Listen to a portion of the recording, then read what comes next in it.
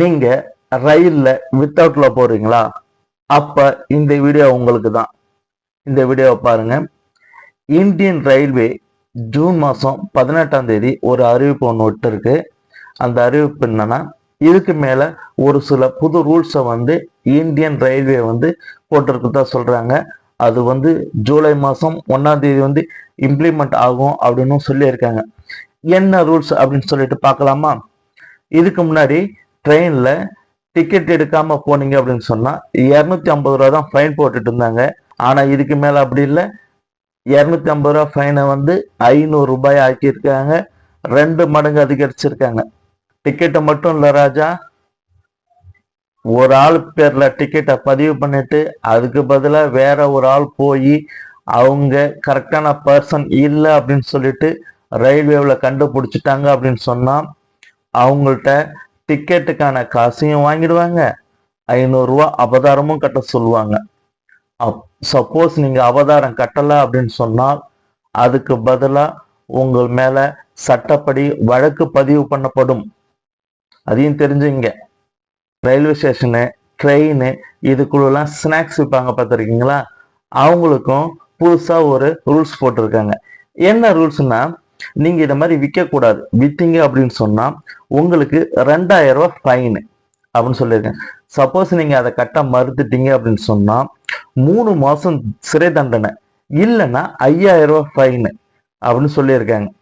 இல்லை இது ரெண்டுத்தையும் கட்டிட்டு நான் மறுபடியும் விற்பேன் அப்படின்னு சொன்னா, 2வது டைமும் மறுபடியும் விற்க ட்ரை பண்ணீங்க அப்படின்னு சொன்னா உங்களுக்கு 1 வருஷம் சிறை தண்டனை அப்படின்னு சொல்லிட்டு புதுசா ரூல்ஸ் போட்டிருக்காங்க. அப்புறம் ட்ரெயின் பிளாட்ஃபார்ம் இதெல்லாம் பிச்சை எடுக்கிறாங்க பாருங்க, அவங்களுக்கும் புதுசா ரூல்ஸ் போட்டிருக்காங்க. நீங்க உள்ள ட்ரெயினுக்குள்ளேயும் பிளாட்ஃபாரத்துலையும் பிச்சை எடுக்கக்கூடாது.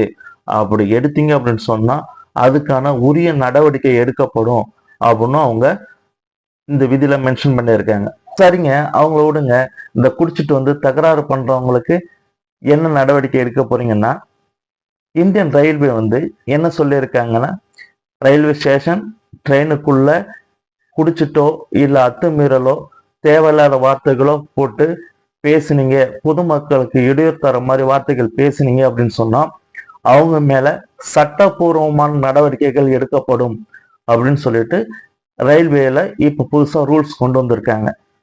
ஏங்க, நாங்க நிம்மதியா பயணம் பண்ண போறோங்க, எங்களுக்கு ஏதாவது புதுசா ரூல்ஸ் போட்டிருக்காங்களா, அதை பார்த்து சொல்லுங்க அப்படின்னு நீங்க கேட்கறது எனக்கு புரியுது.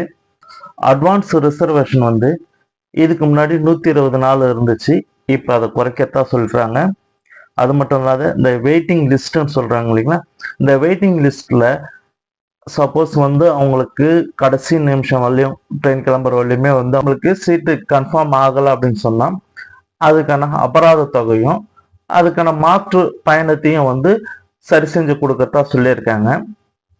அதுக்கப்புறம் டிக்கெட் கேன்சலேஷனுக்கு பார்த்தீங்கன்னா அதுக்கான ரீஃபண்ட் இருக்கு இல்லைங்களா, அந்த அமௌண்ட் உடனடியாக கொடுக்கறதுக்கான ஏற்பாடுகள் செஞ்சுட்டு இருக்காங்க.